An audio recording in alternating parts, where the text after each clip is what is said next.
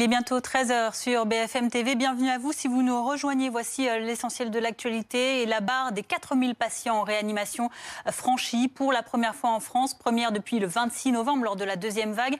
On en est désormais à 4033. La situation est tendue et inquiétante selon Jean Castex, particulièrement en Île-de-France où l'on approche désormais les 1100 patients en réanimation.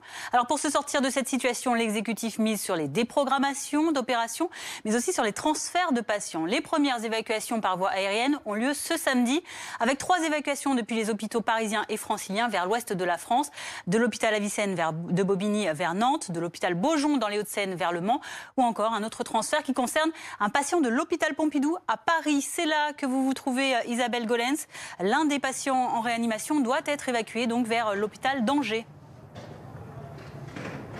Oui, on l'a appris ce matin, un patient hospitalisé ici dans le service de réanimation est transféré aujourd'hui par hélicoptère direction l'ouest du pays, direction la ville d'Angers. Vous l'avez dit, 2 autres patients de la région sont également transférés aujourd'hui, toujours par hélicoptère. Ces 3 patients sont pris en charge par les équipes du SAMU pendant toute la durée du transfert, depuis l'hôpital d'origine jusqu'à l'hôpital d'accueil. Parce qu'on le rappelle, ces transferts, ces transports sont très délicats, très complexes. On parle de patients qui sont placés sous assistance respiratoire. On ne peut transférer que des patients qui sont aptes au transport. Pas question de les mettre en danger. Et puis, ça pourrait expliquer aussi pourquoi aujourd'hui il n'y a que 3 transferts. C'est que ces opérations prennent du temps. Il faut notamment l'accord de la famille du patient, l'accord des réanimateurs. Il faut que les autorités sanitaires décident combien de patients on peut transférer par hôpital. Mais tout ça pourrait s'accélérer dans les prochains jours. Demain, il pourrait y avoir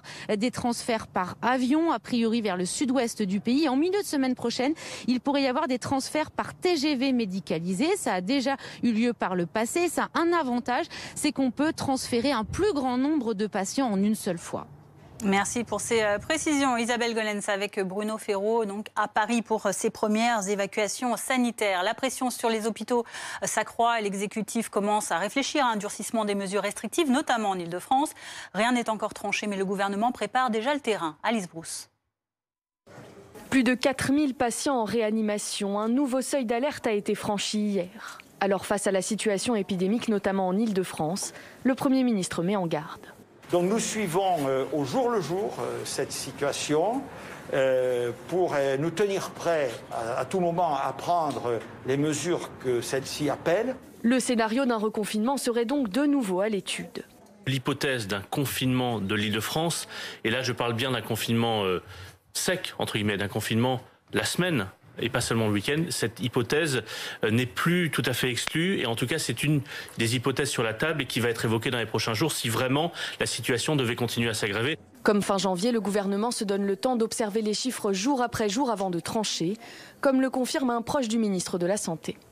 Il n'y a pas 2 poids 2 mesures entre Paris d'un côté, Nice et Dunkerque de l'autre. S'il le faut, nous reconfinerons l'Île-de-France. On a encore une chance de ne pas prendre de mesures supplémentaires, mais on est plus proche d'en prendre que de desserrer.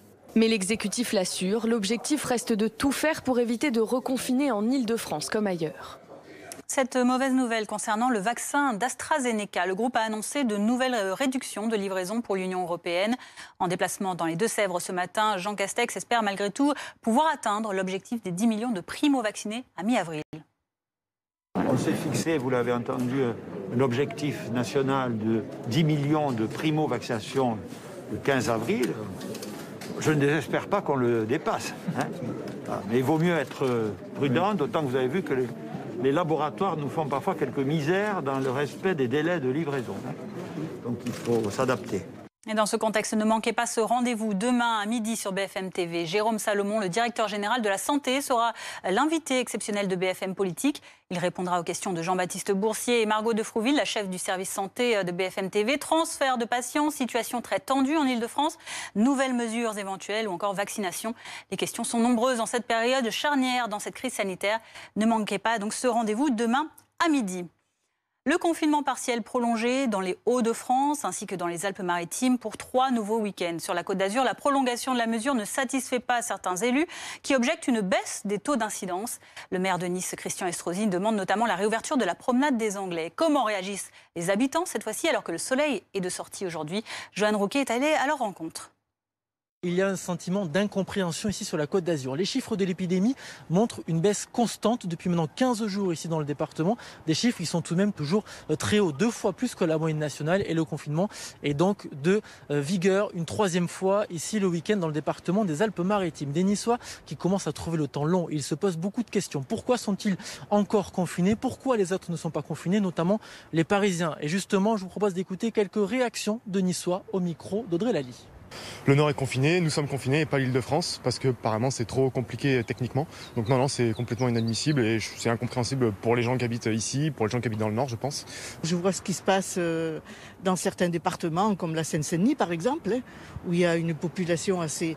Et là, je ne comprends pas qu'ils ne soient pas confinés, quoi. Enfin, franchement, normalement, ils devraient l'être. On trouve qu'on est quand même assez punis, enfin que c'est assez invraisemblable. Pourquoi les Hauts-de-France ne sont pas confinés et le Pas-de-Calais l'est. Je comprends tout à fait les mesures, mais ça devient effroyable.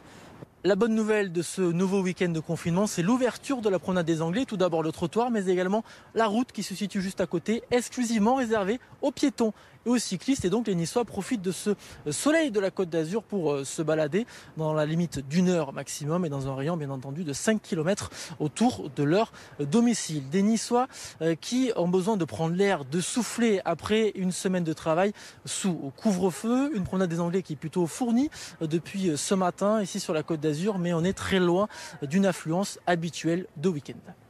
La pandémie à l'étranger, réouverture des bars et restaurants, l'Italie nous a fait rêver un temps, mais tout cela est fini. Avec plus de 100 000 morts du Covid-19 depuis le début de l'épidémie et une augmentation de 15% des contaminations cette dernière semaine, c'est un nouveau tour de vis qui s'engage dès lundi dans les régions les plus peuplées.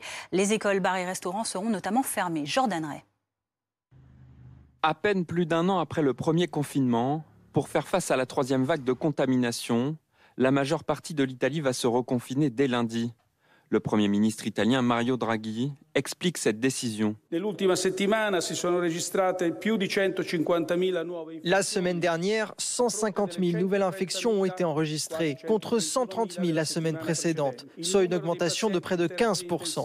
Au cours de ces 2 semaines, le nombre de patients en réanimation a augmenté de plus de 650. Ces données indiquent qu'il faut faire preuve d'une extrême prudence afin de limiter le nombre de décès et éviter la saturation des établissements de santé. À partir de lundi, la moitié du pays sera soumis aux restrictions les plus sévères. 10 régions italiennes enregistrent un nombre supérieur à 250 nouveaux cas par semaine. Elles passeront automatiquement en zone rouge, le niveau le plus élevé, entraînant la fermeture des écoles, collèges, lycées et universités, ainsi que les bars et restaurants, sauf pour la vente à emporter. Les déplacements y seront limités aux impératifs de travail et de santé et à l'achat de produits de première nécessité.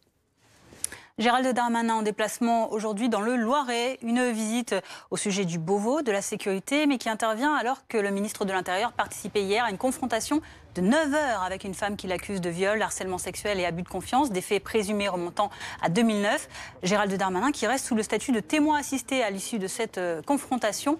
Il n'est donc pas mis en examen dans ce dossier qui a déjà conduit à 3 décisions de justice reconnaissant l'innocence du ministre. Les avocats de Gérald Darmanin espèrent une issue judiciaire favorable à leurs clients. Voici ce qu'ils ont signifié dans un communiqué. Cela signifie qu'il n'est évidemment pas mis en examen dans une procédure qui, rappelons-le, a déjà conduit à 3 décisions de justice reconnaissant son innocence. Tout de suite, Apolline de Malherbe, le rendez-vous alors que le procès de l'affaire Big Malion doit débuter mercredi. Jérôme Lavrieux est l'invité de BFM TV. L'ancien directeur adjoint de la campagne présidentielle de Nicolas Sarkozy en 2012 sera jugé pour complicité de financement illégal de campagne électorale et usage ou recel de faux et en écriture. Retour de l'actualité à 14h. À tout de suite.